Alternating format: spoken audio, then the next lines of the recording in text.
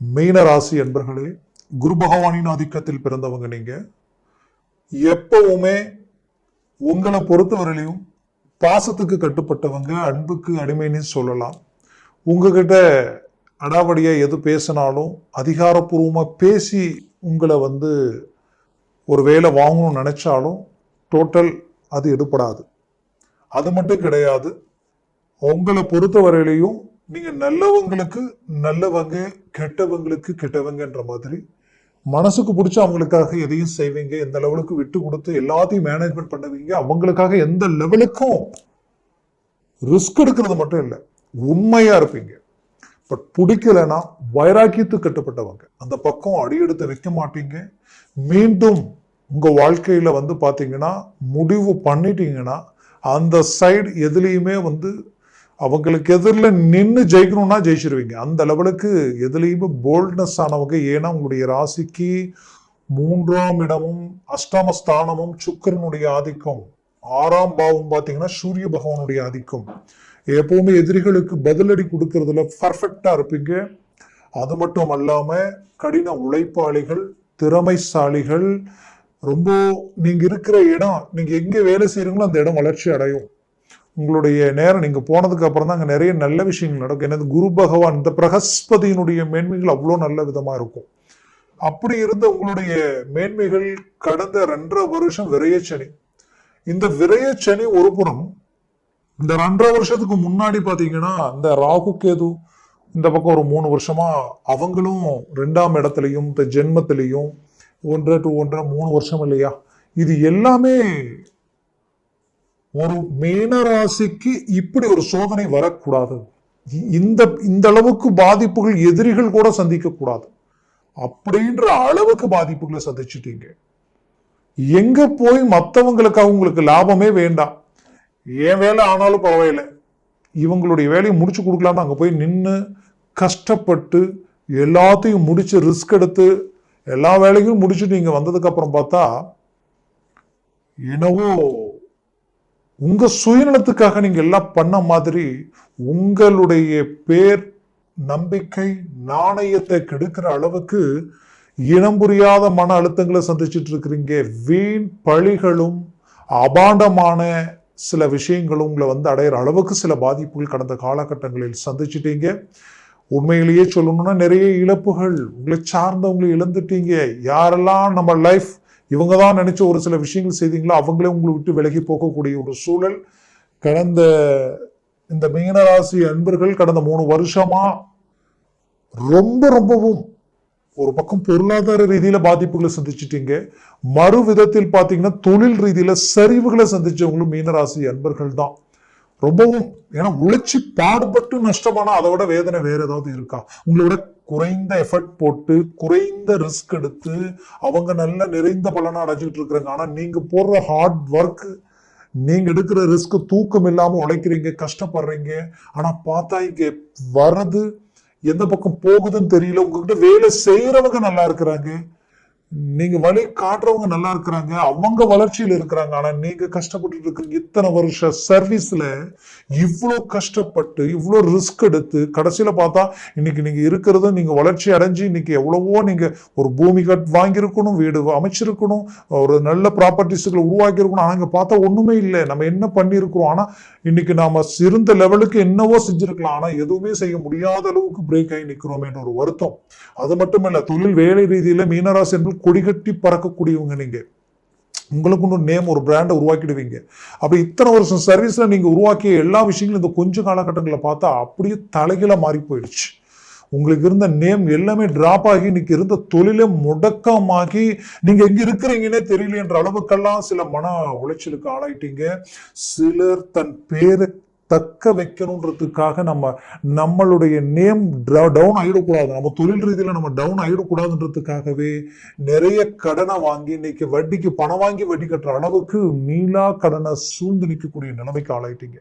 அப்ப இதுல எல்லாத்திலும் இருந்து மீண்டு வெளியில் வர முடியுமா? இந்த ஜென்ம சனியால் அது நடக்குமா அப்படின்னு கேட்டீங்கன்னா, ஒரு புறம் ஜென்ம சனி, ஒரு புறம் அவர் விரைய ஸ்தானத்திற்கு அதிபதி, ஆனா மறுபுறத்தில் அவர்கள் லாபஸ்தானத்திற்கு அதிபதி. பட் எப்படி பார்த்தாலும் அவர் அந்த இடத்துல உட்கார்ந்த மன உளைச்சல் தான்.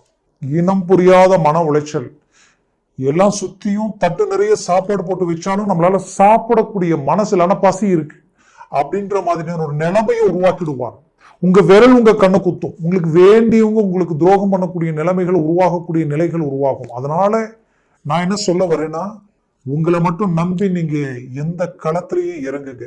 உங்களை மட்டும் நம்பியே நீங்க எதுலையும் செயல்படுங்க.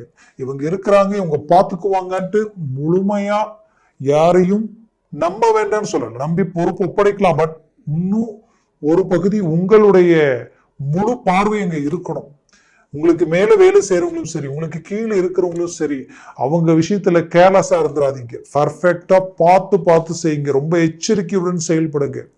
எப்போ சில அக்கௌண்ட்ஸ் விஷயங்களும் சரி, நீங்க வேலையில செய்த சில விஷயங்கள்ல ஏதாவது மிஸ்டேக் இருந்தாலும் அதை நோண்டி கிளியர் பண்ணி விட்டுருங்க. அதை விட்டுட்டு அதை அப்படியே அலட்சியமா விட்டீங்கன்னா அது அப்படியே எதிர்முனையில் வந்து நிக்க ஆரம்பிச்சிடும். அது உங்களுக்கு பெரிய பிரச்சனையா மாறிடும். அது மட்டும் அல்லாம இந்த இடத்துல மீனராசி என்பவர்கள் ரொம்ப முக்கியமா யோசிக்க வேண்டியது, ஆடம்பரத்திற்கு சார்ந்த எந்த விஷயத்தையும் நீங்க கையில் எடுக்காதீங்க.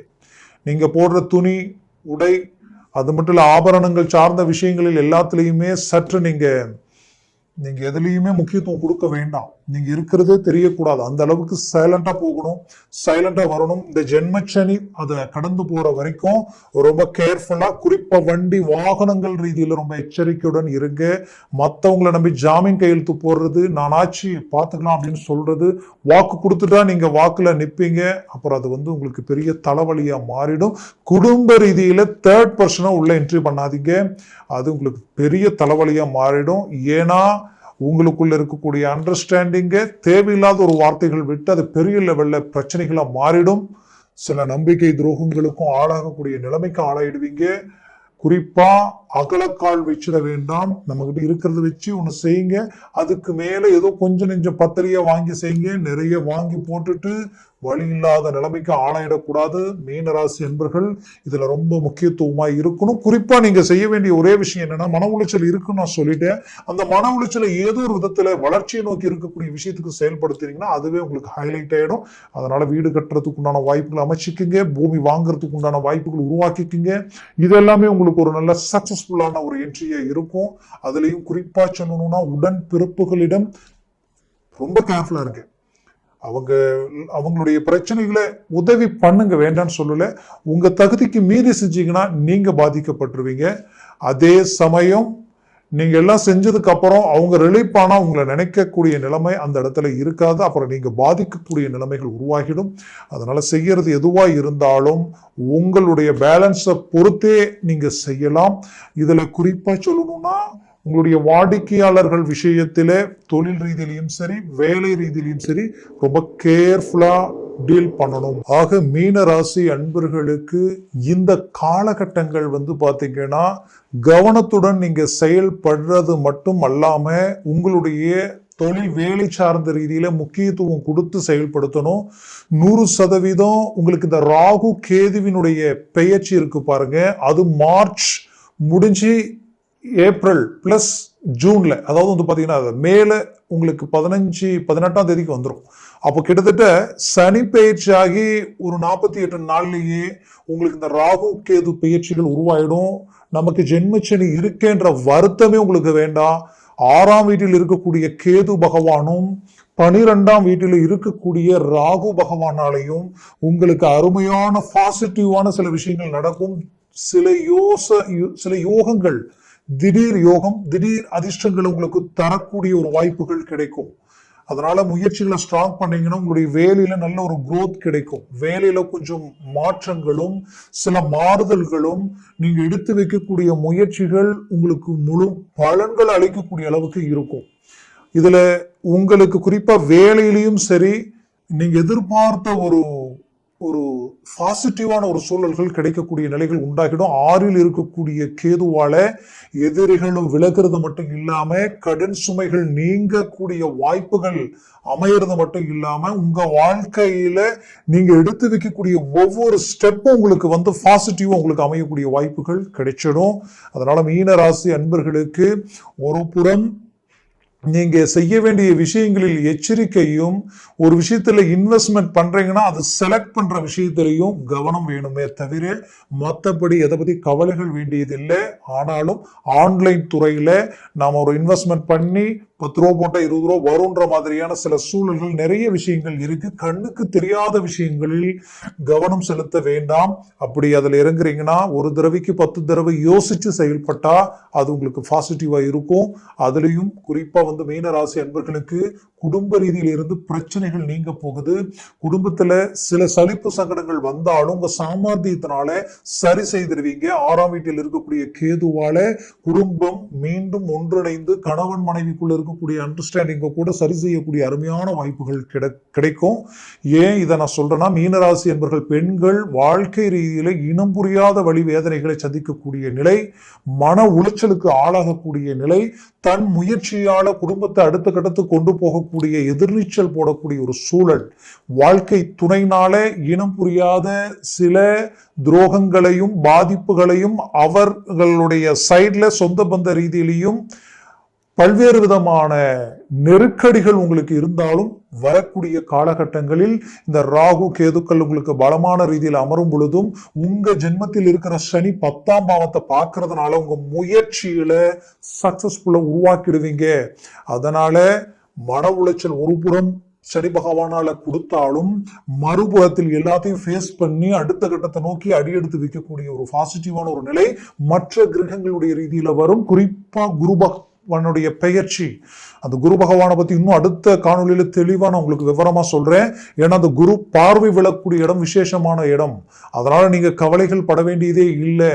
துணிச்சலோட தைரியத்தோட விடாமுயற்சியோட நீங்க இறங்கி செயல்பட்டாலே அது உங்களுக்கு பெரிய இலக்கை உண்டாக்கிடும். வெளிநாடு போகக்கூடிய வாய்ப்புகள் கிடைச்சா கிளம்பிடுங்க, யோசிக்கவே வேண்டாம். ரொம்ப நாளா நான் முயற்சி எடுக்கிறேன், எனக்கு கிடைக்கல, வாய்ப்பு அமையல நினைச்சீங்கன்னா கிடைக்க போகுது, அமைய போகுது. முயற்சிகளை ஸ்ட்ராங் பண்ணுங்க. இந்த நேரத்தில் இந்த குரு பயிற்சி பிளஸ் ராகு கேது பயிற்சியால ஒரு நல்ல ரிசல்ட் கிடைக்கும். சனி 10ஆம் வீட்டை பார்க்கிறார். 10ஆம் வீட்டை சனி பகவான் பார்த்தாலே உங்களுக்கு நீங்க எடுக்கிற காரியங்கள் எல்லாமே சக்சஸ்ஃபுல் அடைய ஆரம்பிச்சிடும்.